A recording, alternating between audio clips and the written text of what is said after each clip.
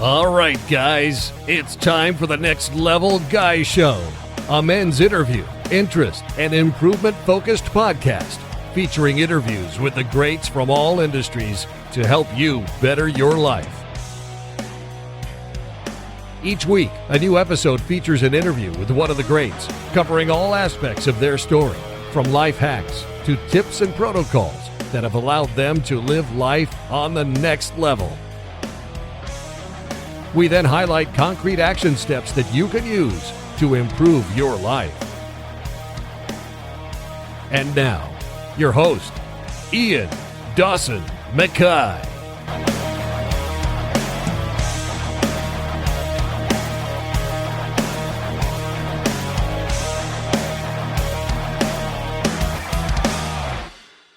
Today's guest is Dr. Cordelia Peel. Cordelia has been a medical doctor for over a decade, working in acute specialties including emergency medicine, trauma and stroke. Her medical training enabled her to work in South America, where she trekked up mountains, slept in a hammock and delivered medical care to local indigenous people, and also in Zimbabwe, where she carried out research to facilitate CRADLE, community blood pressure monitoring in rural Africa, detection of underlying pre-eclampsia, which has now taken off in over 10 countries with the purpose of reducing maternal mortality and morbidity. While Cordelia loved aspects of being a doctor, deep down she wasn't feeling deeply fulfilled or having the kind of impact that she desired. She was aware that there was something more to her and that she wasn't fulfilling her true potential in the world or living the kind of lifestyle she wanted to. As a consequence of being stuck for some years, Cordelia suffered from high-functioning depression and eventually found herself on the burnout continuum. Shortly after, she lost her 47-year-old brother to suicide. With such a stark reminder of how short life can be, Cordelia decided to take her career and her life in a new direction. Cordelia now works with achievers who are also feeling trapped, restricted or compromised in some way, and teaches them how to excel, how to become extraordinary and create ever-increasing levels of both health, well-being and external success. As a high-performance coach, her work is dedicated to helping people get their sparkle and their A-game back and achieve success while maintaining a healthy life and positive relationships. She now lives a nomadic life but plans to settle down in one of her favourite cities, Barcelona, in the near future. I would like to dedicate this episode to the memory of Dr. Peel's brother. And now, let's get to the interview.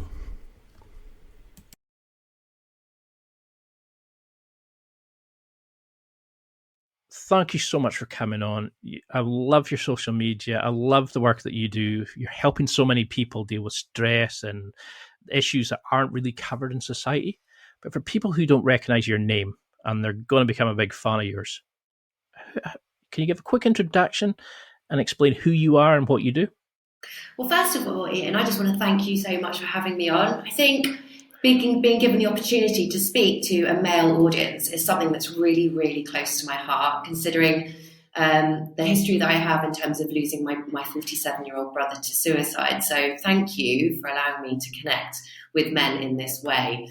Who I am and what I do. I always find that question a funny question because I think, especially in terms of the work that I do now, we tend to answer that question in terms of what our name is and what we do for a living. And I find that a funny question. So I will tell you what I do. But who I am really is someone that really values our health, our happiness and our freedom. And I live a life really that's very much value driven. But my name is Cordelia. I have been a doctor for over a decade now, and now I am a coach. And I guess the best way to summarize what I do is to say that I help people who are feeling trapped, restricted, or compromised in some way to find their version of freedom and success. Because I love how you mention becoming unstuck, and it's become a kind of, I like that. That's that focus point of we get stuck into our current rhythms, our current behaviors and habits, and we don't really think we can change. But was there like a turning point as a doctor that you thought, no, enough's enough. We need to start getting people, because you mentioned in your website, I think it was something like 3/4 of calls coming in are like stress related and Absolutely. the bad behaviors that come off it. It's funny. So I'll talk to you about my history, but yeah, I mean, stress is a problem. And in 2016, the World Health Organization dubbed stress as the health epidemic of the 21st century. And in terms of GP visits, 70% of them are thought to be stress related. So stress is a huge problem and one that we're not managing very well. And it was one that I didn't manage very well during some of my kind of time as a doctor. So the turning point was me hitting burnout. For a long time, I was kind of on this trajectory, feeling quite stuck and quite trapped. Now, don't get me wrong, I loved being a doctor, but I knew inside of me that it wasn't my final destination, that there was something beyond that I wanted to do. But I didn't, because of fear, and a lack of self-belief and a lack of confidence, I just kind of kept going through the motions on that treadmill. Little did I know that I was going through these episodes, and I kind of thought, I was like, what is wrong with me? I'd be going through these episodes of feeling kind of down, a bit hopeless, teary, drinking too much, not sleeping well, very low mood. And then I'd come out of these episodes and think, oh, what was that about? Kind of dust myself off, crack on. Never took a day off work though, ever took a day off. And I was thinking, because I've got quite a complicated childhood history, I was thinking maybe it's to do with that. Little did I know I was experiencing high functioning depression, and this continued. And then it went on, and as I got further and further and deeper into training, doing something that I knew wasn't quite right what I wanted, and I was doing because I was fulfilling the expectations of my father and those people around me, I pushed myself further and further, and I eventually burnt out. I was on the burnout continuum, and I just became overrun by depression and anxiety. And it was at that point that I knew something had to change. And that's the problem, isn't it? I think that's one of the biggest mistakes I see people who are stuck make is, it's the one that I made, is we wait for that pain and suffering of being stuck to become much bigger than the pain of taking action, right? And it was almost like I had no other choice but to actually take some action. I definitely feel that. I was just like, it's like she's talking about me. You could have changed our names there, and I was like, it's that moment into it. It's like, it's the worst pain ever. You fed up, you're drinking yourself, you're thinking, what's the point? You're going to an empty bed or whatever it is, and you're thinking, I don't feel like I can connect to anybody. This is the end of the world. And then you have a good day the next day and go, that was just a bad, Yeah, exactly. We don't think it's actually a sign that we need to change. I mean, you have a great series on stress. How does it actually affect us? I mean, because obviously we need some stress in our life to grow and adapt as a person. Mm-hmm. But how does stress create a situation like that causes that depression? When does it become like chronic? When does it become, oh, fuck, we need to do something? How do we then start educating people to say, actually, you don't need to wait till you're about to, you're drinking yourself into oblivion, or you're doing drugs or in fights and stuff like that. How do we make people realize this is good level stress? This is back up. We need to speak to somebody like yourself. That's a really interesting question. I mean, the thing is, stress, like you said, quite rightly, is not all bad. And we've got eustress and distress. Now, eustress is a positive form of stress. It's performance enhancing. It puts us psychologically to thrive. Distress is when we get reduced productivity, our performance is suffering, our health is going in decline, and our moods and our emotions are being damaged by it. Now, the problem is with modern living is we were basically built biologically to be able to deal with acute bouts of stress. A normal life, thriving, with acute bouts of stress. But because of modern living and the way that we work, we are chronically stressed, meaning that we're just having repeated doses of stress without any recovery in between it.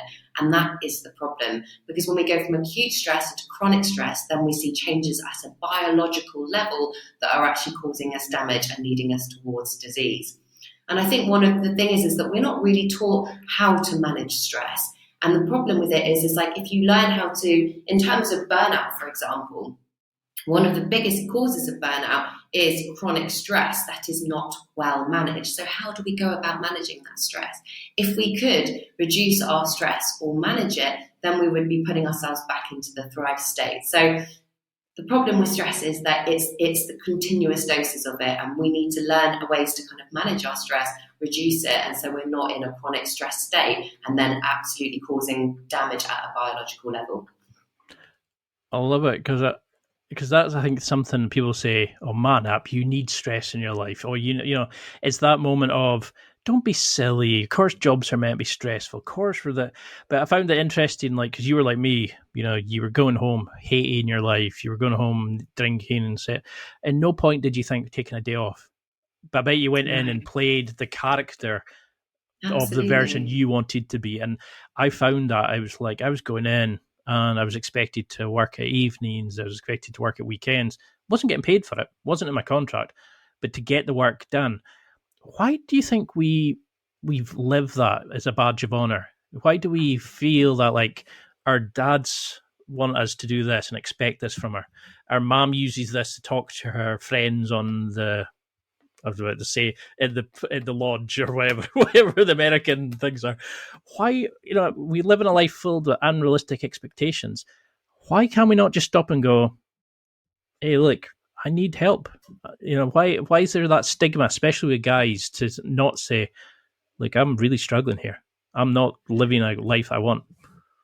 Yeah, I think in terms of why we do it, I think there's this big misconception, which is something that I had really challenged in myself and learned through studying other people and some of the highest performers in the world, that there's this misconception that the longer and harder that we work, that the more successful we will be. And I think that's the number one. We kind of feel like it's something we have to put ourselves through in order to be successful. And I think another reason why we do it is we tie our kind of value, our self-worth up in external things, in our job, in the amount of money we make, in our possessions. And so because we've tied our self-worth to those external things, we're pushing ourselves to build those things up so we can feel that we're valuable, that we're worthwhile. So I think there is, number one, that misconception: the longer and harder you work, the more successful you'll be. But that is just not true. Because if it was, then you've got to look at some of the most successful people in the world, and they're not killing themselves like some of us are doing. Yeah. Secondly, in terms of dealing with those unrealistic expectations, I think one thing we've got to understand is that when we're trying to fulfill somebody else's expectations, and this is a conversation I really, really had with myself. My dad always wanted me to become a doctor, and I've had a troubled relationship with him throughout my life. And so by me doing what he wanted me to, by me doing what he wanted me to do, I gained some kind of love and some validation and some approval. And that felt good. But what it meant that I had to do was to kind of create a life that was successful according to his definition of success. And at never one point did I define what success meant to me and what that looked like. And not only did I have to create a life that was successful according to his success, but that also had to reflect what he valued in life and what was meaning and important to him. But then I started to question, hang on a minute, what are my values? What's important to me? What's important to the way that I live and work? What's my definition of success? What's the vision that I would actually have for my life that reflects my values? And is it aligned with what his expectations? And when I realized it wasn't, then it was time to change. I also realized that at the end of the day, there's that thing that they say, you know, you come into this world alone and you go out alone. And nobody was going to come and save me, you know. And so in terms of fulfilling other people's expectations, how about fulfilling my own? Am I not worth giving myself that? You know, am I not worth it? And when you suddenly realize that you're living this life that doesn't make you happy, and to the point where it's making you sick, you have to question that and say, is it really worth it? 100%. It's something that we need to be asking more of, because how often do you find that people work every single day, they bust their gut, never see their kids, never go home and that, and then you see them, they'll have died, and the job will be advertised before they've even had the funeral for that person. Like, you know, before the family can even bury that person, there's already the company's looking for somebody to replace them. And you think that you give your whole life for a company that just goes, okay, we'll get the next one in. You know, that's sad. One of my colleagues recently passed away. He got 4 lines in an email out. And I thought, he gave so much, he did so much more, and he probably spent hours and hours, like, of his own time doing stuff to help students and stuff. And all he got was 4 lines in an email to say, we're sorry to hear about it. And I was like, Right. There must be more to it. And I know we have our friends, our family, and you're meant to have hobbies outside of it and stuff, but that can be like a big burden for a lot of people, fulfilling their parental expectations, and you're saying like we Massive should live burden. life on our own terms. So how do we start putting barriers in then, just to start that, to say, look, mom, I'm doing this and this is what I want, or yes, societal culture values says I should be arranged marriage, I should be doing that, whatever it is. But no, I'm actually going to do this, because we have students when I work in a university who come over, they're from like Nigeria, and it's the first time they can express themselves and come out as gay. They can't go home again because of the cultural values, but they can finally be themselves because they're away from the family, away from like their certain cultural pressures and stuff. So how can we start putting barriers in to live that life in our own terms? That's interesting. So in terms of when you say dealing with parental expectations, I think one of the best things I've learned is you've got to listen to their advice. You don't need to fight it, but then do your own thing, And I think it's funny because I spent a long time trying to explain what I was doing and the reasons I am, but it was almost like speaking Japanese to somebody that's Indian. It's like you're talking different language. If you want different things in your life, you've got a different vision and a different version of success. I realised I was never going to be able to convince my dad that what I was doing was right for me because we spoke different languages. So as I've moved forward, I've learned to listen, take what I thought was useful and kind of bin the rest and put the boundaries down. And I think that that's really, really important. And, in terms of, I really respect you, I really respect your advice, but you know what? I'm going to do it my way. And a lot of the time with him, I've said, you know what? I've got to make mistakes. I've got to do all that myself. Let me do it. This is my life. And it's my right to do it my way. And I think we find it hard, don't we, to put those boundaries down with our parents, especially because a lot of the time it turns into conflict, and I think it's about managing those uncomfortable conversations and kind of showing that you're confidently and assertively and being non-negotiable in that, we weren't put on this earth to make our parents happy. And I think so many of us get stuck thinking that that's what we're here to do, right? We were here to live our life on purpose and do what makes us happy. And I think it doesn't mean that we have to, we need to just do that. And we need to take confident steps to do that. And we don't need to over-explain ourselves. Because I have PhD students that are like that, and they'll turn around and say, I'm doing this, there's to do this in my future. And then you'll say to them, okay, but what made you want to do that? And there's always a kind of lean to, well, my dad wanted me to, and then their reason after it is always really weak. So it's what their family are pushing them into doing rather than what they're wanting to do. I always say you have to be insane to want to spend 4 or 5 years researching such a specifically tiny area to create a new piece of information, so you have to really want it, and to be doing it for somebody else. It just seems strange to me, but I had a bit of a more, I was going to say a looser mother, but that sounds really bad. Who kind of said, do your own thing, because her mum and dad were religious, so they kind of pushed them into going to church and stuff. So she always said to us, look, I don't care if you believe or if you don't believe.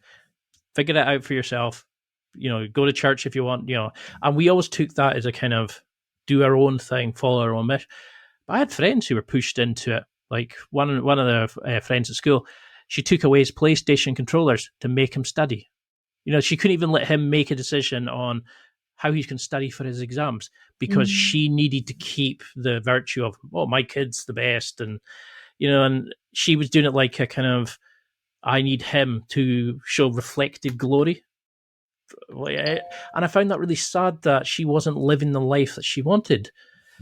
But that's the problem, is like, how then do we say to a guy who's sitting just now going, look, I'm stressed, I'm worried, I'm terrified, drinking myself every night, but I can't talk about this. I can't, how would you start working with somebody? Like, say if we could finally get them to come and speak to you as a high performance coach, how do you start breaking down that barrier that we put in, that we have to be strong and silent, We're not to come and speak to you. We're not to admit we're failing. We're not to admit, we're not to come and do and figure it all out ourselves, because that's what a lot of guys, I don't know if you've seen that video of the girl ask, who do you speak to if you have a problem? And all the guys say, no one. I'm a guy. I figure it out myself. I have no one. I don't know who to speak to. How can we get guys to realize you don't need to be strong and silent? If you're dealing with something right now, stress, depression, whatever it is, come and speak to somebody like you to help them along this journey. How do you break that barrier? Because that might be the hardest thing, is admitting to yourself you have a problem. Well, first of all, why? Why do we have that belief? Why do we feel that men should be strong and silent? Give me one good piece of fact or evidence that says that this is something that we should do. And then let's look at what the consequence of that belief is. Because suicide is the leading cause of death in men in the UK under the age of 50. So look at the consequence. Let's all be really, really clear of the consequences of us not talking about our problems and men keeping those things bottled up. I think when we break that down in terms of actually dealing with an individual, I think personally, how I do it is sharing my personal experience. And I think when you're vulnerable, and that's what I kind of try and do with some of my social media, is express my vulnerability, because when we're vulnerable, we're inviting other people to become vulnerable, right? So I can say, I see you, I hear you, I've been there, I've experienced this, I've lost my brother to suicide. Let's talk about this, and that kind of vulnerability in myself is inviting somebody else to break down. But I'd also ask that person that one of the questions I love asking is, if you weren't to solve this problem, if this was to continue, where do you fear ending up in 6 months, in 1 year, 3 years, 5 years? Where do you think you'll be? And ask yourself that really, really honestly, and get a really clear view of what your choices today about staying silent might mean for you in 6 months, 1 year, 5 years, 10 years. Is that a trajectory you want to be on? That would hit hard, because I think a lot of us are dealing day to day. Nobody thinks what's coming. You don't think what the accumulation of it is. So what behavioural outputs do you see? Do you see people, is it drink, drugs? Do you see casual sex? Do you see violent outbursts? What are the kind of, like when you were a doctor, and what do you see people coming to you? Obviously sort of not mentioning names and things, but do you see like a similarity? Is it drinking themselves to oblivion? Is it drugs to lose the feeling or worry of what they're doing? Is it, I don't know, like going out and putting themselves into adventurous and dangerous situations to kind of feel alive again? Or because I know, like from my point of view, I've had depression when and OCD, had intrusive thoughts. I considered it years, like a few times over the years, and in my head, I remember seeing people and they're like, "Whoa." And then I could see people opening up. I can remember a student coming to me and he was saying, I got put on depression. He was looking at the floor. And I said, I've been on them. Have you had the leg shakes yet? Have you done?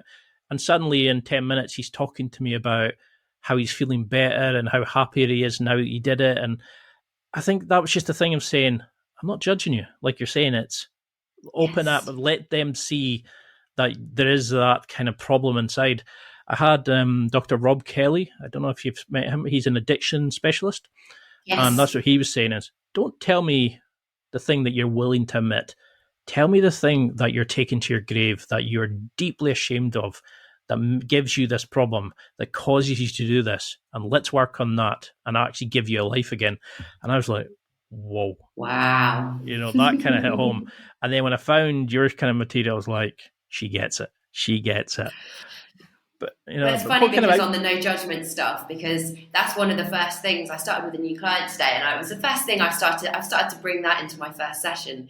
Really say this is a no judgment zone, and I actually tell my clients some of my lowest lows and the things that I was doing in those lowest lows, and say, look, this is where I was. So this is a space where we can really be authentic and be really, really vulnerable, and I think that that's really important. Because I think that's the beauty into it, is like you remove that barrier of high and mighty and the client who comes and begs her help by saying, like, I've been there. Let's actually cut all that crap, the stigma, the balance of power and all that, and just go, okay, this is how we're going to do it. I know because I've done this, and this. Have you tried that? Oh, right, okay, let's try this. I love that approach. I love how you're openly will admit to them, this is how I struggled. And they'll go, oh, right, I'm doing this. There's so few people who are willing to do that. It's almost like experts are kind of taught to, they're better than us. I don't get that. You're never really going to kind of motivate change by looking down, and I think people want to work with people that have been there and understood where they have been. And, I always say to my clients, I'm your coach, I'm your mentor, I'm your friend, I'm your kind of team player. And that's who I want to be. I'm standing side by side with you. I'm holding your hand. We're doing this together. Like, you're not alone. And I think it was funny because even we're talking about parents and expectations. I was having a conversation with my dad recently about my coaching. I said, do you know what, Dad? I said, I'm never going to be that stiff upper-lipped coach. I said, look at the way I dress. I said, I'm bringing something different to this, to what I'm doing, and I'm going to show up as me and as a kind of person that back then I wish I was working with, that would have helped me kind of break down my barriers and really kind of connect with myself. So, but back to your question, which is a great question on, you said, what do people, how is that kind of stress showing up in people? I think we all have a vice, Ian, and I'd like to know what yours is. We all have a vice, don't we? I think doing this podcast has probably become one of them. It's probably because it's a healthy one. It's probably because I can't relax from it. So immediately I need to be doing something, or I immediately start thinking. And the second I start thinking outside of who I'm having on, questions, I immediately start looking back and going, I did that. Okay. Made that mistake. I did that, which was borderline, probably could have got me in serious trouble. I did that, and she took that as that, and I'm like, or I did that in a relationship and I deeply regret it. It's like, no matter how small, big, legal, illegal it is, I see people kind of living in the past. I think that's probably a bad kink for a lot of guys, is because we have stuff rolling in our minds the whole time. How many kind of go, I can't talk to somebody about that. I can't say that. So we drink to kind of thing it. So maybe, do you find like the drinking, the drugs are kind of masking that inability?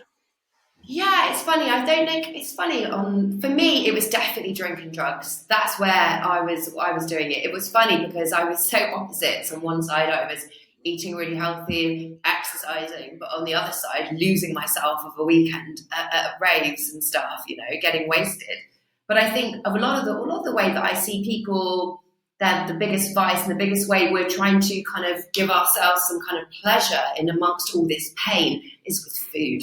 And I think probably that's one of the most common things that I see people really sabotaging their own health and their mental health through what they eat. But equally, yes, with drink. But interestingly, not as many with my clients. I think generally they're just not looking after themselves. And the first place I see that is what they're eating and how they're looking after their bodies.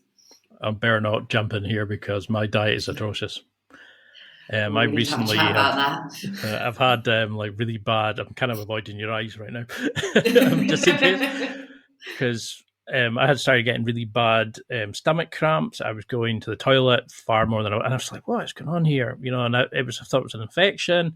Give me heaps of different medications, didn't work. So now I've got to go in the hospital to go and get it, and to get the camera up the dark road, as I was calling it.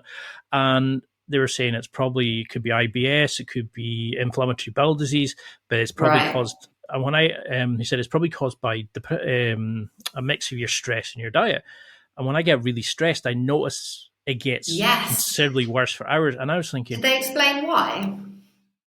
Not really. And I was thinking, have I made myself have I destroyed my gut microbe? I mean, I take Yakult to try to help it and all that. I was thinking, have I broken myself because of stress from work? I feel your pain with the IBS, and I have had a history of terrible IBS. So just to explain what's happening there for you, Ian, is that when we are in an acute stress state, so when we when we see a threat or then we're experiencing stress, blood pressure's going up, heart rate's increasing, pupils are dilating, release of glucose into the blood so we can deal with a threat that we've got to fight off. There's insulin resistance, so that sugar stays in your blood. But what happens? So all of these things are happening. Your brain goes hyperreactive. There's improved concentration and focus. So everything in that stress response is doing what it's trying to do is to help you deal with a threat, to fight something or flight.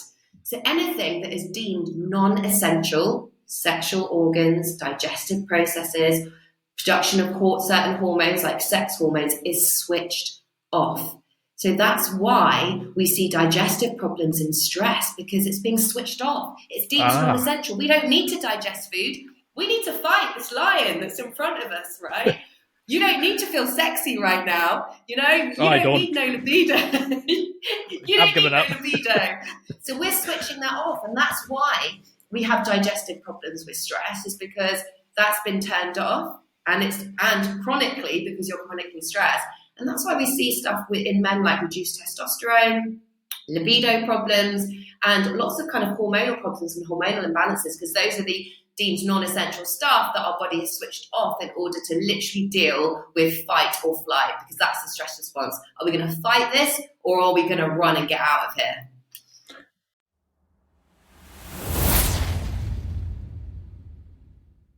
It's time for a quick break. There are millions of potential products to buy, so how do you know which ones are worth your hard-earned money? Simple. You go to nextlevelguy.com/affiliates and explore those that will transform and improve your life.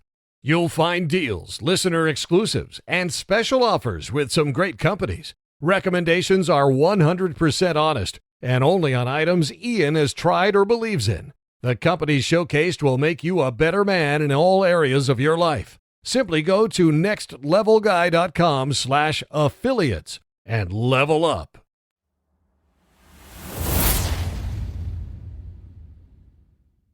Because I read somewhere in one of I think it was the NHS thing, where they said people can feel fatigued from it because like the biofilm can get created in some conditions, so you can't absorb the nutrients. And I thought, okay, that makes sense, because I've had a gut health expert on before, Dr. Gamoon, fantastic, interesting guy. But something that was mentioned was that there's a pain receptor in your digestive tract, and it's the same thing that tells your brain that you're in pain. How's that linked between that and your brain? How does stress cause that kind affect your gut? That's an interesting. I'm not sure on the whole pain receptor in your gut, but what I'm very much about is your gut microbiome. Now, your gut microbiome communicates with your brain to tell whether it's happy or not. So in terms of there being something that communicates with our brain and affects our mental health, your gut microbiome is the most important thing. Now, that is a collection of bugs, 100 trillion bugs, although some research has shown up to 300 trillion, which is yeast, bacteria, but all a collection of multiple different microbes in your gut. And they communicate with your gut, with your brain in two ways. You've got a direct line of communication, your vagus nerve, and then they release chemicals to your brain. So when you're looking after your gut, and when you're looking after your gut, they're telling your brain, we're happy, everything's good, and your brain is settled. But when they're unhappy, then they're releasing chemical messages which are communicating we're under threat, we're not happy. And they have a huge role in the form of the inflammation and how you're monitoring of your immune system, which then, as we know, chronic stress is linked with chronic inflammation. So your gut is a very important point in terms of stress. That makes a lot of sense. I could actually almost visualize how, and because I can remember sitting at work thinking, I've got this to do, and I need to go here, and I need to do this, and I've got to be finished at 5 because I got to go home for a podcast, and I was like, and I could feel myself, and then all of a sudden I could feel like my stomach swirling. I could feel that, and I just thought, okay, it's just something bad I've eaten. Then you go to the toilet a few more times than then you start looser, and then you go, what? Suddenly you're going and you're 3 loads of diarrhea and you're like, wait a minute, it sounds not right here, is it? Absolutely. And at no point, like you're saying, do we think, what are you eating? How are you feeling yourself? How does diet then play a role? Like what kind of, are there certain minerals? Are there supplements you want people taking? do you have golden rules on diet that you give to all new patients to say, no matter what else you do, start doing these? You're about to say take out all the fun stuff in your diet, aren't you? No, not at all. But it's true. There's a few things going on in my head right now, and I'm going to try and. The first thing I think we've got to realise is that diet plays a huge role in our mental health. And when I coach from 4 pillars: mind, body, ambition, and relationships. And so in the body, we've got to see that what we eat can affect us both negatively and positively in terms of our mental health. In terms of what should you eat and shouldn't you eat? Well, anything that upsets our gut microbiome is going to impact our mental health and our immune system and the amount of inflammation. So yes, processed food, refined carbohydrates, sugars, the things that the fried foods are particularly bad. And I'm not saying, I talked about this recently, and I was like, I'm not trying to be a killjoy here. This isn't about leading a perfect life, right? Because we're not. We're here to enjoy life. Life is fun. But if you're eating those things consistently every day, then they're really, really going to be impacting your mental health. I mean, how do you feel after you've eaten, something fried or some unhealthy meal? Do you actually feel good in yourself after you eat that? And that's what I always kind of say to my clients. How does that make you feel? It might feel good at the time, but later they'll say, I felt really slumped, or I had no energy, or I felt a bit down, or I felt a bit flat. It's like, okay, so let's do that connection. In terms of what I say to my clients that I'd like them to take, kefir, anything fermented, kefir, sauerkraut, kimchi, these are packed full of those good microbes. And what's important in terms of your gut microbiome is not just the number of bugs, but the diversity. So we want lots of different types of bugs and in big numbers in order to build a really resilient gut microbiome. So I encourage that with saying, look, I personally have 250 mils of kefir every morning. I started with a new client and I was like, take your kefir. He was like, I'm already doing it. I was like, wicked. Sauerkraut, kimchi, miso, those kind of foods. But in terms of supplements, I think omega-3 is something that's absolutely, I think, important for all of us to take. We don't get enough of it. We have a lot of refined oils and vegetable oils, which are really high in omega-6, and these are really pro-inflammatory. And that's why with the fried foods, we're seeing a lot more it leads to inflammation. Omega-3 is really, really good for our brain health. It's been shown to reduce symptoms of depression and anxiety, and it reduces inflammation. So there's actually a really, really good article on it. If your listeners wanted to look up, just put Harvard Health Review and omega-3 for depression. It's a brilliant article that will walk you through it.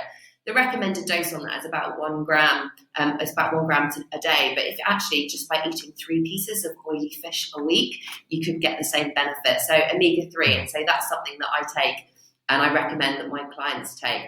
Again, this isn't medical advice, Ian. I don't need to say it. I would always say check with your doctor first. B vitamins are also something that's really, really good in terms of stress. They've shown if we take them for 3 months and they contain B12 to help with mental fatigue and really help improve our cognitive performance. Other things that I think are important are, depending on what you're suffering from, is magnesium. Magnesium supplementation can be really good to improve our sleep. Turmeric as well has anti-inflammatory properties, and if we know that stress is linked with inflammation, then taking anything to reduce that inflammation can be really, really positive. So there are lots of things that we can do or we can eat from our natural diet to improve our health, but equally, yes, supplements are really good. And the ones I would say are the omega-3, your B vitamins, and also vitamin D. I think we always think about vitamin D as just our bone health, but oh my God, vitamin D plays a huge role in our brain health and our cognitive abilities. And a lot of studies have shown that a correlation between vitamin D levels and levels of depression. So, and we can get that vitamin D from obviously dairy products and actually being in the sunshine and things like cod roe. It's really hard not to stop and start taking notes. I keep forgetting. I'm like, stop listening. Remember the next question. Because that's what I love about it. My brain is just there's so many things I want to say. I mean, I'm not very good at being succinct. That's why I love this podcast, because it's just like I'm scratching my own itch a lot of times. I'm asking about my stuff and then asking friends, and they go, okay, right, let's. So what other kind of treatments then would you advise? Like, say, would there be like golden rules? Because like my mum would always say, if you're stressed, go for a walk with a dog, because we've been outside. Brilliant. Calms you down, gets you going. So, like, would it be like, 'cause, I mean, I struggle to sleep, so I'm assuming a lot of guys who are stressed are, not sleeping, insomnia, things like that. Is it things like uppers, just going outside walking, going outside in the sun? Like, what other kind of staple fixes do you give before you start tackling the work-life balance, the internal struggle, the work-life flow, I think you call it. But what kind of staple fixes would you put in place for those listening just now? Okay. So let's divide it by, and I always got to keep coming back to my system, which is 4 pillars of health. So in terms of kind of body, what kind of things that I would put in place? So we've already talked about nurturing your gut microbiome. And another way that you can do that and actually improve your energy levels, improve your mood, and improve your sleep is with time-restricted eating. I'm not sure if you've heard that before, but it's when you reduce your eating window to kind of 8 hours, and then for the rest of the time you're fasting. So time-restricted eating and fermented products in terms of diet. In terms of our sleep and also thinking about our mind, the mind pillar there is just our tech borders. And that's why your mum is so right with nature, because nature is the antidote to... But she's right, it's the antidote to technology. When we're in nature, we're telling our brains, everything's cool, things are safe, And I think we really need to think about our tech borders.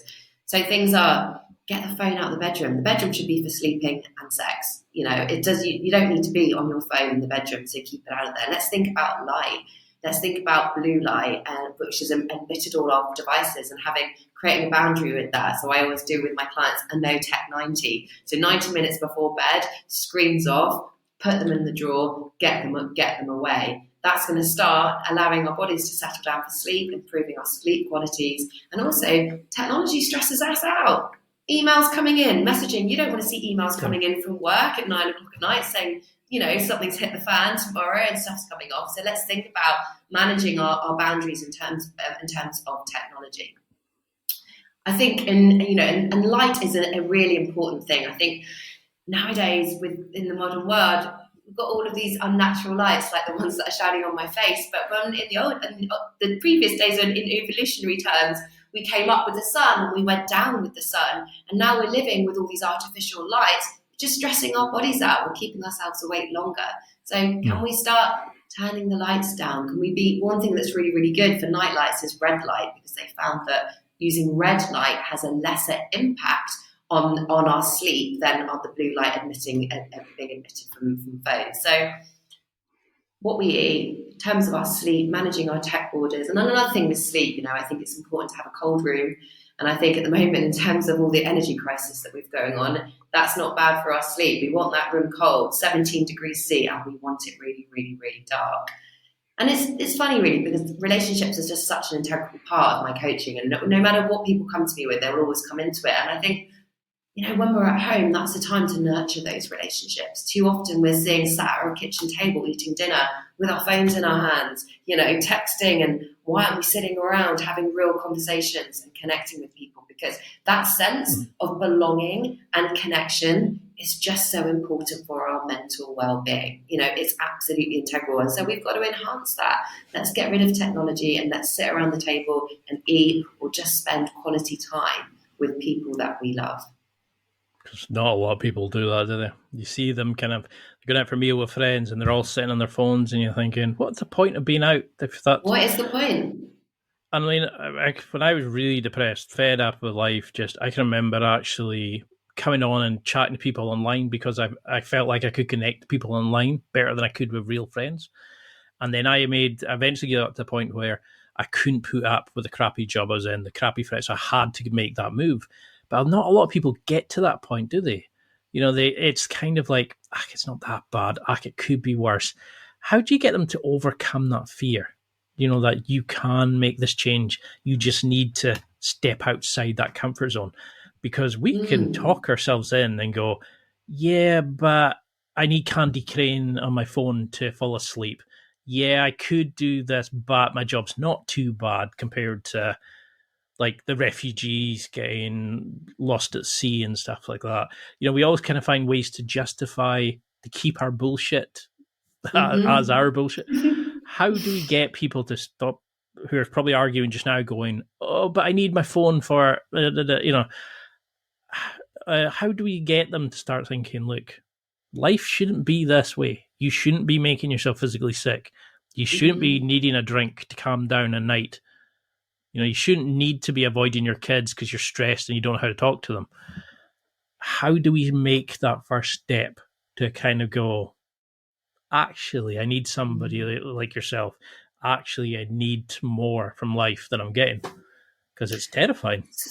So if I've got somebody that wants something, they've got this dream, this desire, they say, something doesn't feel quite right, Cordelia, then what? But I can't do it because I'm scared. I think we need to put that fear under the microscope. And that's one of the things I always say to my clients, let's put this under the microscope. And similar to what we were talking about earlier, it's just like the first thing I'll say is, okay, so I'll get them to list out all their fears. And I'll say to them, if we are, what is the cost of us not taking any action? Where might you be in 6 months, 1 year, 5 years, 10 years? Let's get really, really clear on that. And let's think about what the physical, the emotional, the mental, the financial costs to you could be. And let's get really, really clear. And then let's think, what could be the benefit of trying? What about if we were successful in creating this change, or even had a partial success?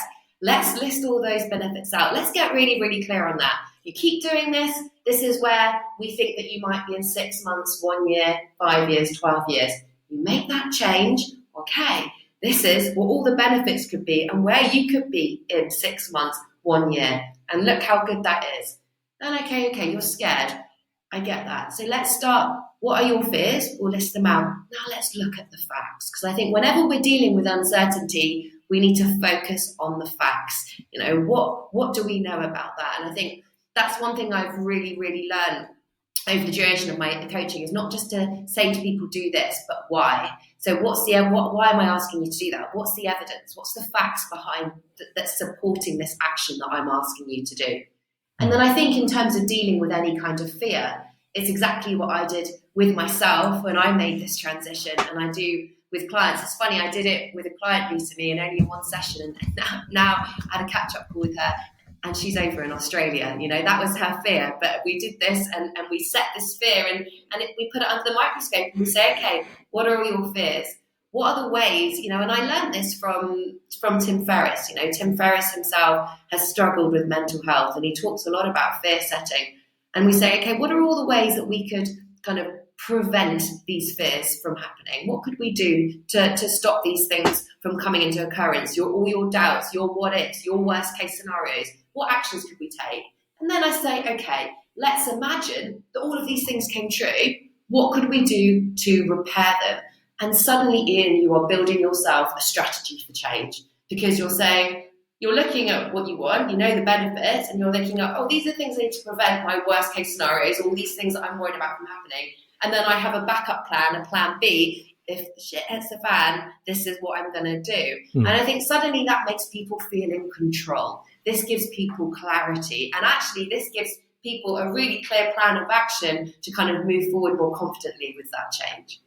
No, I love that. I love the Tim Ferriss approach. It's like, is it based on keto? And he would eat the harshest foods, wear the worst clothes and stuff, because he knew that if I've already lived life at the hardest, what do I need to worry about? And I think that's the thing it is. People don't realize, we say we want to do this, but there's so many things up here that could happen. So actually writing it out and looking at it and going, okay, this is what could happen or could go wrong. But what would you do if it did? Okay, I went there and it's a crap job. Well, you can get a job back in your old hometown. Exactly. You could get a club, meet some friends. If you don't meet anybody in the first week, okay, I could do this, I could do that, and I could get a second job in a restaurant, waiting tables if I need some extra cash, and it's a way to meet people. There's so much more to it, and I love that approach. I love that you use fear setting, because it's not a technique you see a lot of people doing, but I think it's so beneficial. And I think that's creating a tangible plan, isn't it? You want me to give you a tangible plan. I think people, we lose so much. Seneca says we suffer more in our imagination than reality. So we're actually, let's say, we're putting this into reality, and we're creating tangible actions and plans which make people feel safer.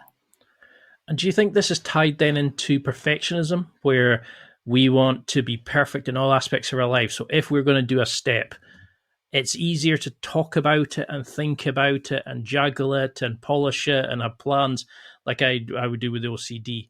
Not actually needing to do it, but then you think, okay, that could happen, that could go wrong, and I need to be perfect before I leave. So we make these plans.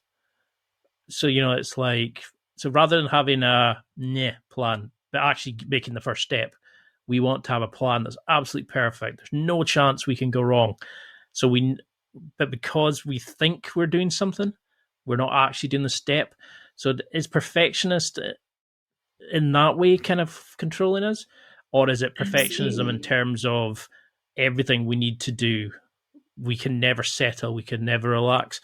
Is it a mixture of both, perhaps? Yeah, I think you're right. I think it is a mixture of both. It's another mistake that people who stay stuck make, is wanting everything figured out, every perfect detail set out before they take action. And what I always remind people of is that you're never going to have every single step laid out, are you? A lot of the time, I wish. These steps reveal themselves. We only need to really know this first one or two, and then they kind of will reveal themselves as we move through our process of creating change. In terms of, I think a lot of the time we care too much about what others think, and that's something I see come up time and time again in my clients, and that's where the perfectionism is coming in. A socially prescribed perfectionist really is very self-critical, cares a lot about what other people are thinking about them, worries about rejection, worries about other people's perceived standards, and that's where we see the highest cases of depression and anxieties with that type of perfectionist. And so, yes, they are going to be very nervous about creating change and failing at it. But we have to adjust our expectations. And as perfectionists, we have very high expectations. You're not going to get it right first time. It isn't going to be perfect, but at least you're doing something. You're making progress. You're stepping forwards. And, as I will explain time and time again, those mistakes and those failures are part of the process. And that's where we're going to really learn. And I've had some brilliant ones in my time. But God, those rock bottoms teach us so much more than mountaintops ever will, and I think we need to really change the way we view failure to help us move forward. I really like that approach, because what does it they say? It's, if you are looking on, you can't have the troughs without the highs. It's like on a heart rate monitor. Once, if it's flatlined, you're never going to get everything perfect. So you're always going to have up and downs. And then if not, you're not going to be there anymore anyway. So it doesn't matter. And I really like that idea. I always think, like, when I'm in a low, this will pass. It's like, I think Tom Hanks said it. He said he wished he'd been told, this too shall pass. Whenever you're in a low, brilliant, this too shall pass. But in a high, everything's going perfect. You think, okay, I need to prepare for something going wrong. And then when you're between the two, he's thinking, then when he looks at his kids when they're younger, this too shall pass. So I need to enjoy it while I can. The same for everything. I just love that kind of mindset. I love that. I love the fact that you've mentioned that quote, because it's one of my favourite. And I think it's from Eckhart Tolle, this too shall pass. And honestly, Ian, it's the thing I hold closest to my heart when I've been in some of the darkest times, because one of my truths of life is that nothing stays the same. Everything's always changing and evolving and becoming something other than it's not. So even when we are in the depths of despair, things keep moving, and just think to yourself, this too shall pass. It's brilliant that you brought that up, because, something that's very close to me. It's really hard, isn't it, though, when you're really bad and you're like, I think back, and one of my regrets is I wasted those days. I wasted that relationship. I wasted that block of time. So you start beating yourself up. And then do you think that creates like almost like a chase for perfectionism afterwards? Or we get linked to, like, once we start feeling better or we start making this change, that we want to have the fancy car. We want to have the better house compared to this. We want our kids to be better. Does it create this kind of a desire for the best we can because we realize how much time we've wasted? So we think we need to go away and win at life, and then we tie ourselves into processions and stuff, and then we lose our own value. Is it that kind of roller coaster, or am I reading too much into it? Well, that's an interesting, in terms of beating yourself up, but is it a waste of time? I would be challenging that. Did you really waste your time? Are you telling me that you got nothing from that? You took no value from it. You didn't learn everything from it. If you met my ex, as a character. Oh God. And I think in terms of using that past healthily to motivate you for change, and I get that. But I think when we get stuck in that kind of rumination and that beating ourselves up, that self-deprecation, that's when it becomes unhealthy, because it's not generating anything positive. So I think it's about using those past mistakes, failures, places where we felt short, looking at what they gave us, what value we've got, what we can learn from them, and then trying to use that to propel us forward. And in terms of just responding to those things, well, I'll get a better car, I'll get a better this, I'll get a better that is dangerous, because that's tying your self-worth and your feelings of happiness to external things. And that's a dangerous game to play, because once those external things are gone, your self-worth and your happiness plummets, right? Yeah. So I think actually it's kind of using those past kind of experiences to motivate change moving forwards, and to really define what you want, what you don't want, what you stand for, what you won't stand for. That's how I would use those kind of experiences. That really hit home, because I was thinking of how I was judging myself against other people's cars or what I would achieve. And then if somebody did better than you, you would knock yourself out because you were like, well, I'm worthless. Why can't I do that? How can they, just started competing in jiu-jitsu and they're winning gold, and I can't even talk myself up into competing because I'm not scared that I might make a fool of myself. It's like, I can remember wasting time on this drivel, and I still get it now. Despite all these amazing things I've done in life and stuff I never thought I'd get to do, like skydives and all this kind of stuff. And I'm now looking back and going, why am I bothered by that? Why is our society set up that it's the pursuit of material goods? And it's really sad. I mean, and I love how you mention in your stuff about how we're working against our own biology. That there is no such thing as work balance. What is it? You said work-life balance is a myth. Instead, it should be work-life flow. So Yes. How do we understand that we are not working ourselves to death to create the fancy trinkets that we're going to show off to our friends, that we don't need to work 24/7, and the 24/7 grind is silly? How do we get people to actually have this work-life flow that you mentioned?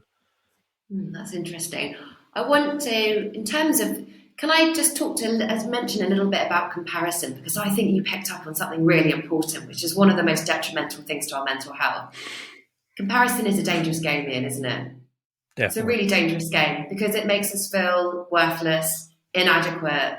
We have that whole fear of missing out. And I think that's really, and with the rise in social media and our social media use, that's becoming more and more of a problem, and it really, really generates feelings of inadequacy in us. And I think one point before we talk about work-life flow I really want to make is, comparison is futile, because life is unfair in that way. We're all different, right? We've all got different strengths, different skills. We've all had different backgrounds, different levels of experience, different education. And so really trying to make a proper comparison is really, really very hard.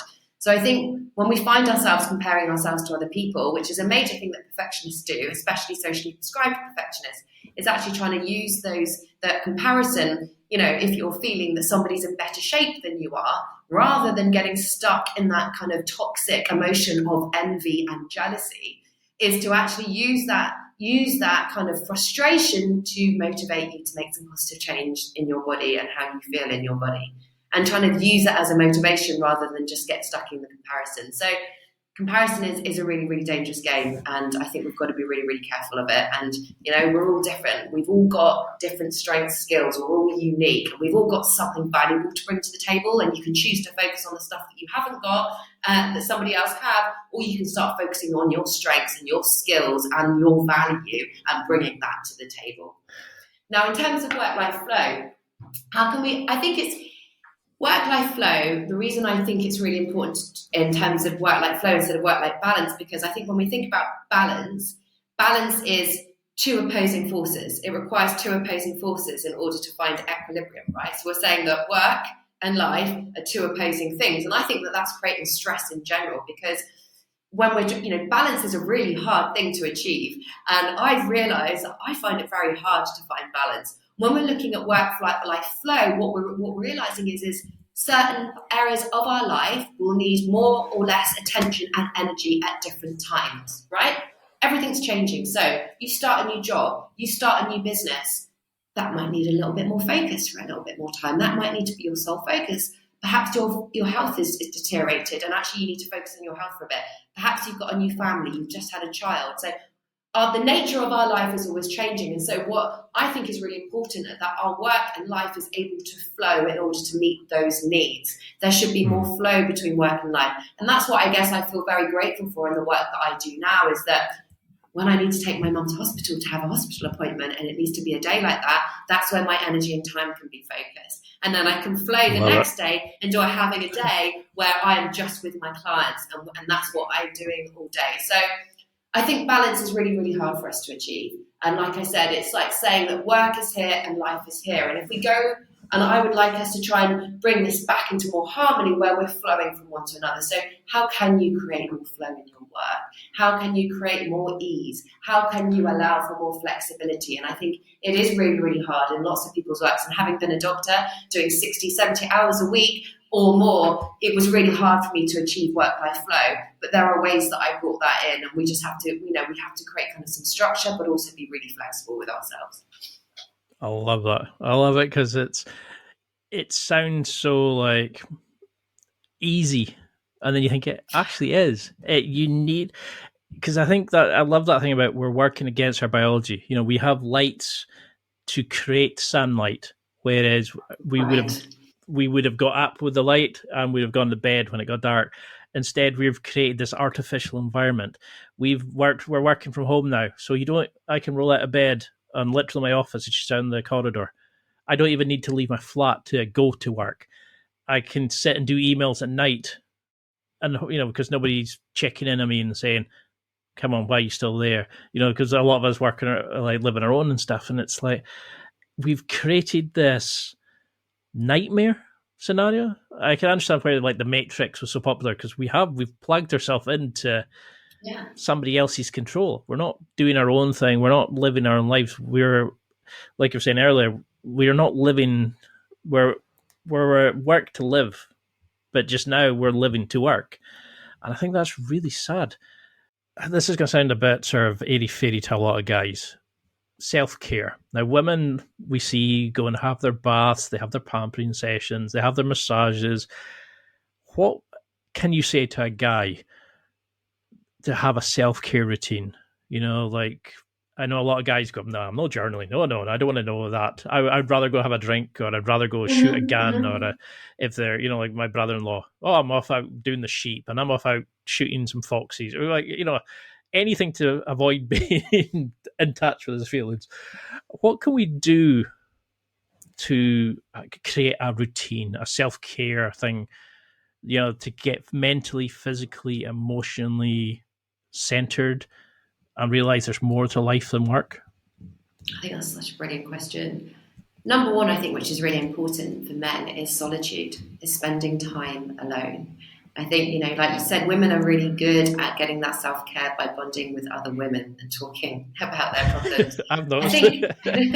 I think men actually need to spend some time alone in solitude, away from the noise. Whether that's the noise of your family or the noise of your work. So for men, just time alone, whether that's going for a hike, time in nature, going out on your surfboard, whatever that kind of looks like for you.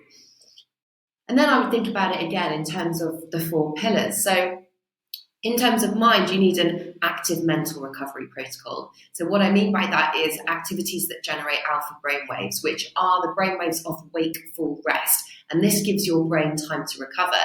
Whilst you might not like journaling, there are other ways that you can get those alpha brainwaves: through meditation, through reading, through doing your hobbies and deep play. There's been a big talk about kind of deep play and us getting back into doing things that kind of like that it's all about the challenge skill balance, things that we enjoy doing, which we don't find too challenging. So think about an active mental recovery protocol, and I would be really doing something like that every single day if you can meditate every day. But if not, then making sure that you're doing some kind of hobbies or some kind of deep play, whether that's whatever that is for you. I mean, I'm thinking painting, but obviously I'm coming up with lots of girl stuff, but that could be building something, making something, creating something. Secondly, let's talk about kind of your relationships. I think for men, it's extremely important, just like women, to bond, but I think that men bond around purpose. And so can you meet other men and spend time with other men and bonding over a shared purpose? And for a lot of that might be sports, right? Men love sports and getting together and playing golf or doing kind of something similar. That is your self-care, because that's giving you the connection and that sense of belonging that you need. Okay. In terms of kind of body, I think we need to, that doesn't really differ really whether you're a man or a woman. We need to move our bodies, we need to exercise. And I think one thing that it's difficult for men to connect with is they're very good at going hard and fast. And that is great. You know, the cardiovascular exercise is great for our heart health and our lung health and our insulin resistance. And also in terms of building and preventing kind of age-related muscle loss and all of those things, and lifting weights, which is great for preventing osteoporosis. But what about more gentler exercises that allow you to down-regulate your stress systems, down-regulate your sympathetic nervous system, your stretching, your yoga? I'm not saying that you should go to a yoga class filled with women, but is that something that you could incorporate more? You know, I've got a male client at the moment who's loving Pilates, and and we've built a routine where a Monday night is Pilates night, and he does 30 minutes of Pilates, and God, that helps him so much. But then he's also running 15 to 20 kilometers a week. So again, It's that something hard and fast and something kind of relaxing. So you need to think about your mind, we need to think our body, and you do need to think about connection. And I think, you know, just because I understand you don't want to journal, well, can you just meditate? You know, I use the Calm app. Can you do something that you enjoy, a hobby? Can you bond with men over a shared purpose, over some kind of shared sport? And then can you do something as well as hard and fast, like lifting weights and running? Can we do the other of that? Something stretching, something kind of mind-body connection like yoga. I love it, because I've seen it, like, for me, I've seen what my sister, my mom, how they bond, and, you know, how friends of, like, my girlfriend and her friends used to bond and stuff. And it was like, you know, it's like all touch and hugs and, you know, spending quality time together, where guys were kind of like looking around going, fuck, what do we do here? Like, you know, how do we, and that's why I'm a big fan of like jiu-jitsu, DDP yoga, you know, because wow, brilliant. It's stuff that can make you go, but it can combine like meditation, some of it, but it can also do it in a cool way, you know, like with rock music. It's, you know, it's sad that we need to go, how do we make this more masculine? Like jiu-jitsu is amazing, when I'm really sad I've been signed off training for a bit, and then suddenly now I've got into my head, how do I go back? How, you know, I'm start building into my head of, oh, what if I go in and I'm bad and terrible again, and I've lost all my you know, technique? You know, immediately guys kind of going, I'm looking for problems that are there. And I think that's what a lot of guys need, is a way of kind of going, like, this is a downtime, let all that out, talk to somebody, write it out, like you're saying, meditation, let the thoughts go, because we're not dealing with it, are we? We're kind of just keeping it swirling, going in day after day after day, bringing that bullshit and increasing it, rather than actually going, actually, like you're saying, I could go and get a sport, I could do this, I could do that. This is why I wish I had somebody like you years ago, because I think when the stress and the evil side of it I put myself through, making myself physically sick. And even now, you know, I'm now going to have like two of you, one on each shoulder, the devil and the good one, going, stop that, get on with it. But what research then would you want people to do into this? What would you like people to do to kind of change society so we're working healthier? Because if this is having such an impact in the medical side, you know, and the cost and the health, the relationship damage this is doing and all that kind of stuff, what kind of research changes would you like to see getting implemented, rather than here's a bunch of depressive, you know, like antidepressants, here's some Gaviscon. There are other brands available, obviously, but, you know, what would you start implementing if you could change this on a wider scale? I think one thing that I'm really interested in seeing more research done in is how stress is affecting us genetically.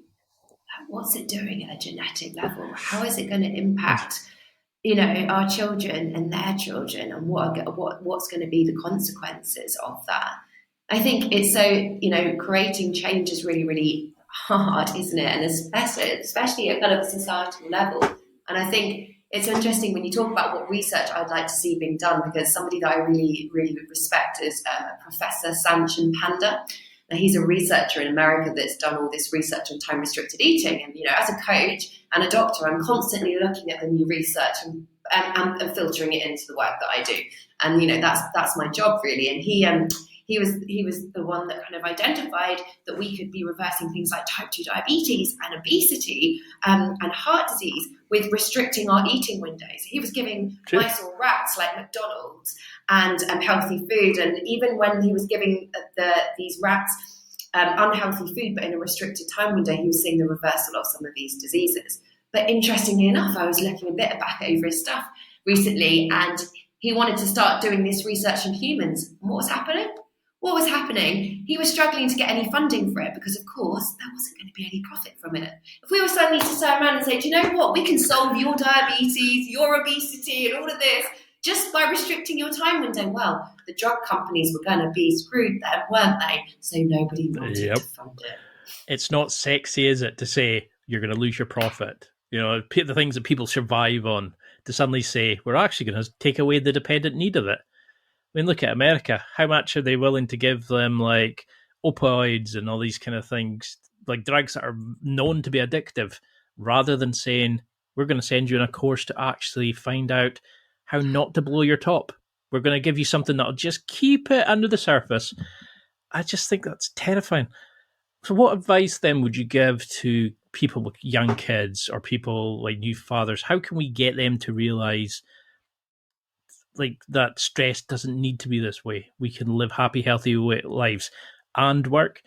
What would you say to people, like, for kids, so we don't repeat our current generation's fallacies, I think?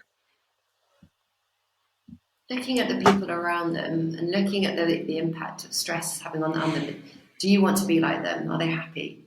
Are they successful? Number one. I think the way that I learned that it didn't need to be that way, honestly, Ian, was by looking at other people and studying other people. I got really heavily into books when I was coming out of that period of burnout and depression, and I was reading about these people and some of the things that they did and how successful they were, and thinking, hang on a minute, that's not, I didn't know it could be like that. I didn't know that was even a way. That's not my blueprint. That's not how I was programmed. And that's where the mindset change came, because I was like, shit, God, okay, what I've been told is a lie, and there is another way, and it doesn't need to be like this. So I think educating ourselves and research and looking at people that we admire and studying them and learning what they're doing, learning from them and the way that they're looking at things and doing things is really, really important to encourage change and show us that it doesn't need to be that way. Because it doesn't, does it? Because there are a lot of people that are living happy, healthy, successful lives that aren't burning themselves down,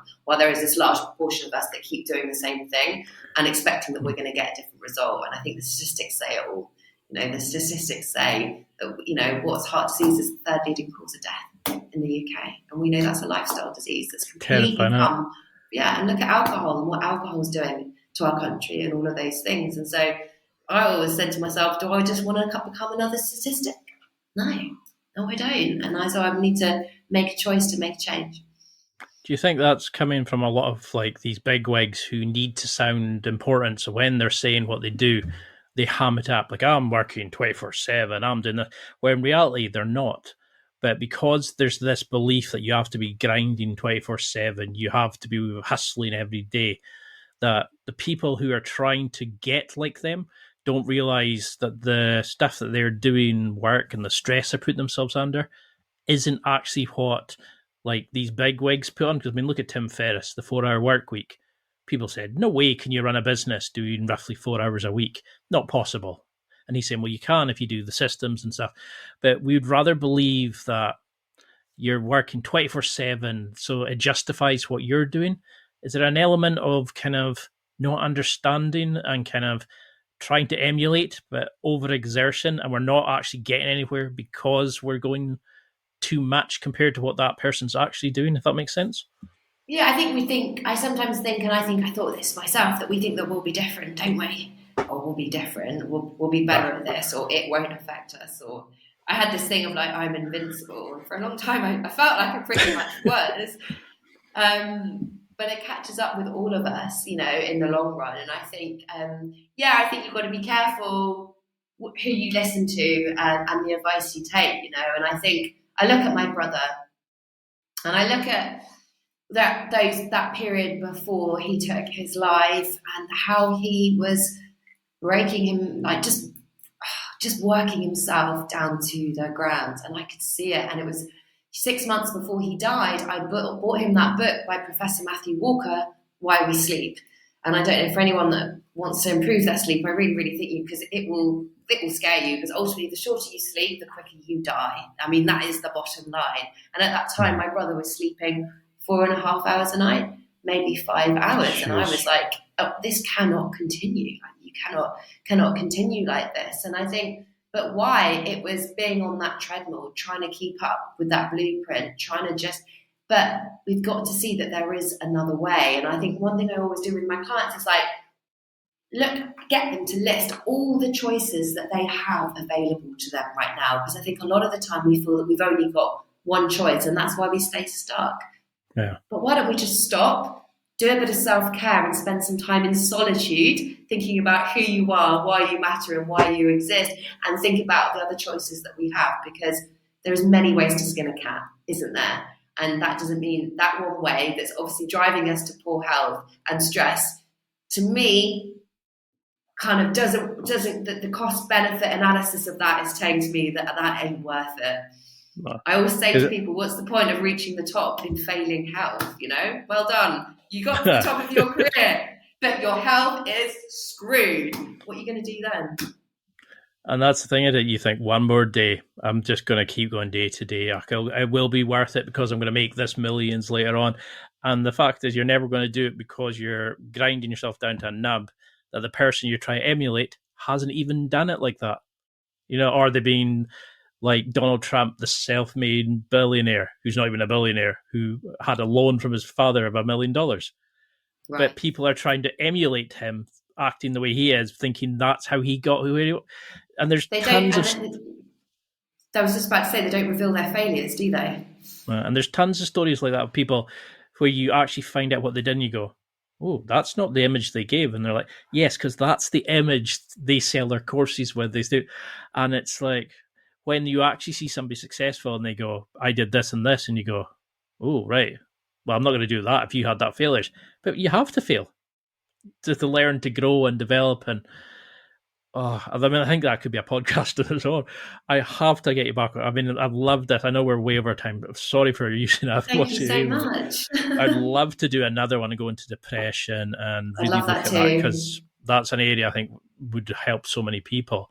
But for people who have been listening to this one and taking notes and thinking, I've got to follow you and I've got to do everything, I've signed up with her and work with her and stuff, what would you want them to take from this firstly? And how can we keep in touch with you? You know, how can we sign up to work with you, find your website, etc.?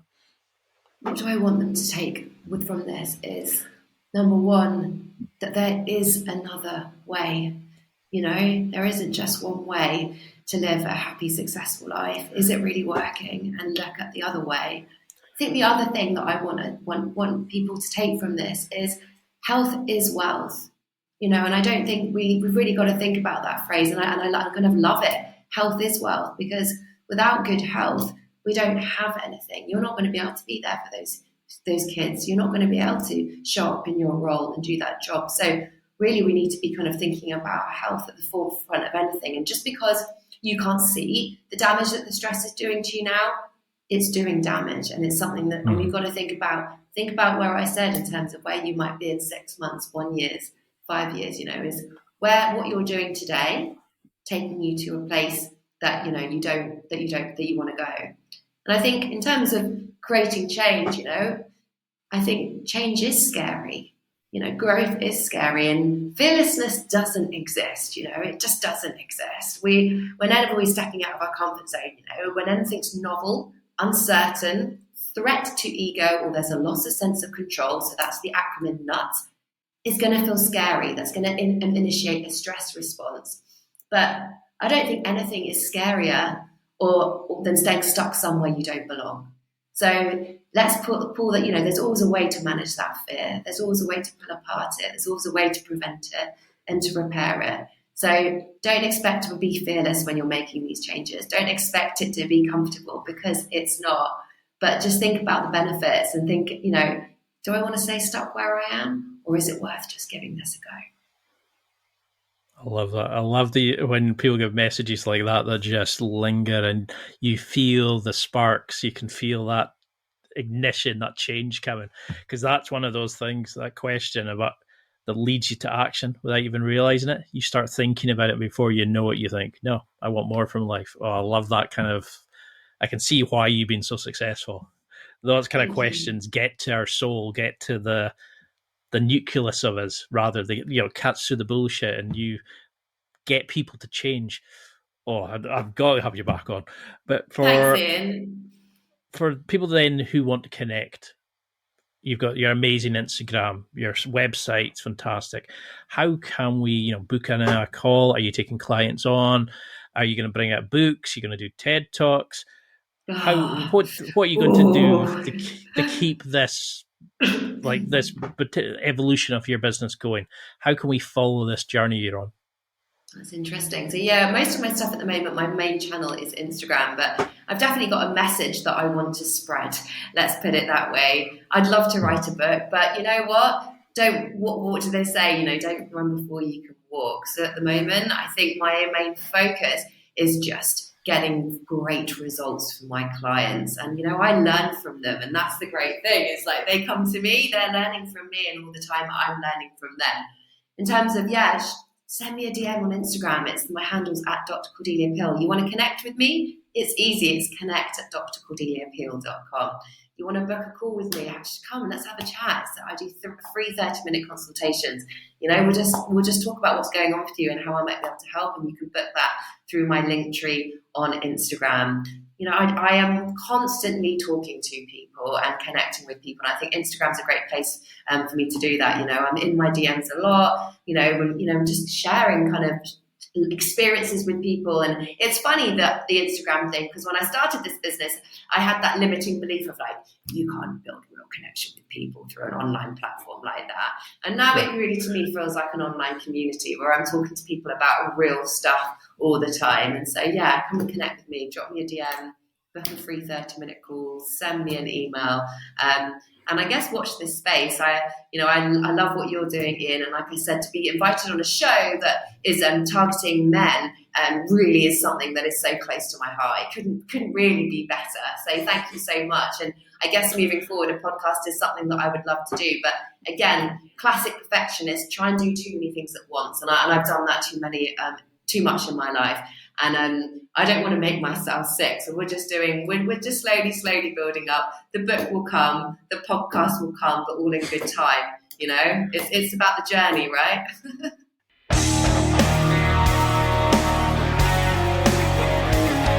Well, that's it for another week. And thank you for listening. It's now time to take what you've learned and use it to develop and enhance your life with the key points mentioned. Listen, try it, embrace it, use it, and crush it. Now's your time to hit that next level in your life. If you liked this episode, then please leave a comment on the show notes or a review of the show on your podcast platform. Everything helps evolve the show. Until next week, keep seeking the next level in your life.